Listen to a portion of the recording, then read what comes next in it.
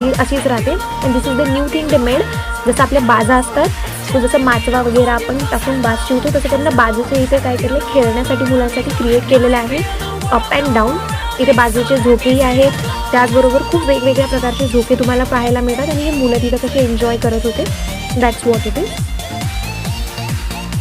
त्यानंतर जे मुलांना सगळ्यात जास्त आवडतं, दॅट इज द थिंग, जे ते एन्जॉय करू शकतात.